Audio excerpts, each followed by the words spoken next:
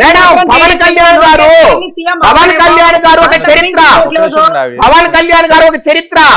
ఈ రాష్ట్రంలో ఒక కారణ జన్ముడు ఎన్టీ రామారావు గారి తర్వాత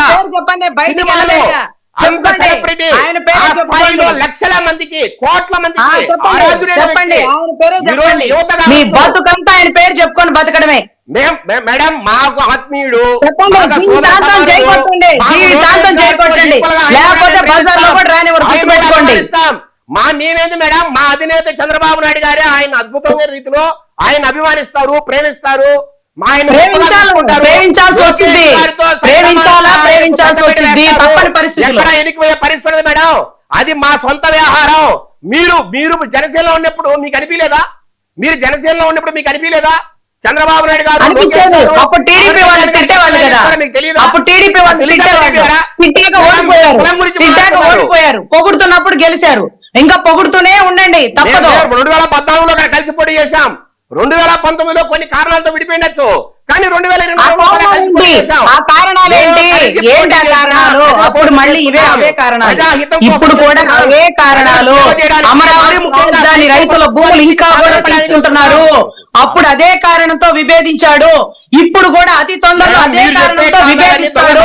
చూస్తాండి, మీ ఇష్టం వచ్చినట్టు మీ భూములు తీసుకుంటే ఒకసారి ఓడిపోతాడు, రెండోసారి ప్రశ్నిస్తాడు, మూడోసారి తిరగబడతాడు. అదే బయటికి పోతే జగన్మోహన్ రెడ్డి గారు మీకు సూపర్ స్టార్ హీరోగా కనబడతారు. మీరు జనసేనలో ఉంటే పవన్ కళ్యాణ్ గారు ఒక అద్భుతమైన వ్యక్తిగా కనబడతారు. అదే మీరు బయటికి వెళ్ళారనుకోండి, పవన్ కళ్యాణ్ గారు గెలిపిస్తే పవన్ కళ్యాణ్ హీరో, మిమ్మల్ని గెలిపించకపోతే నెత్తిన రూపాయి పెడితే పావలా కూడా చాలడు. మిమ్మల్ని గెలిపిస్తే హీరో, లేకపోతే జీరో. పవన్ కళ్యాణ్ గారిని తల్లి పెడతారు, కుటుంబ సభ్యుల్ని పెడతారు, నెత్తిన రూపాయి పెడితే పావలాకి చల్లదంటారు. మీరే ఆయన గెలిపిస్తే హీరో, లేకపోతే ఆయన జీరో. మీరు చెప్పండి మేడం, ఎప్పుడు చేసుకోమంటే అప్పుడు చేసుకుంటా మేడం. ఈ రోజు ఓకేనా, రేపు ఓకేనా, లేకపోతే జులైలో ఓకేనా, మీకు నచ్చేటే మేము చేస్తాం మేడం అని ఆయన మీ పర్మిషన్ అడిగి ఆపరేషన్ చేయించుకోవాలా ఏంది మేడం? ఒక వ్యక్తి టీడీపీ వాళ్ళు మాత్రం గుర్తుపెట్టుకోండి, జీవితాంతం పవన్ కళ్యాణ్ గారి భజన చేయాల్సిందే. ఇది మీకు ఒక దీర్ఘకాలిక పనిష్మెంట్.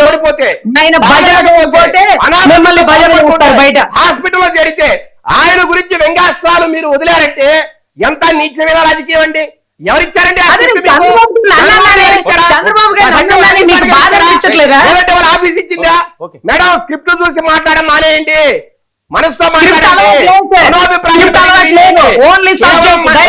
స్క్రిప్ట్ చదవద్దండి, స్క్రిప్ట్ చదివితే ఎవరు అంగీకరించట్లా. అంతెందుకంటే మీరు బయటికి పోతేనే జనసేన సైనికులు ఎంత హ్యాపీగా ఉంటారో తెలుసా మీకు? ఈ రోజు మీరు పోయిన దానికి అందరూ చక్కలు గుద్దుకున్నారు, హ్యాపీగా ఉన్నారు. అమ్మా తల్లి దరిద్రం పోయింది మాకు అని హ్యాపీగా ఫీల్ అవుతారండి మేడం. అదే కాదు, అది కరెక్ట్ కాదు ఆ రకంగా మాట్లాడు మహిళ. సార్ ఈ రోజు సోషల్ మీడియాలో జరిగేదండి,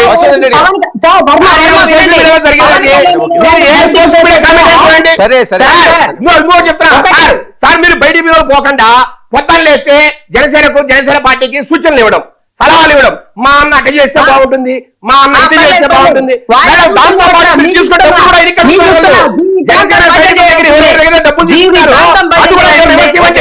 అది ఇస్తే వాళ్ళకి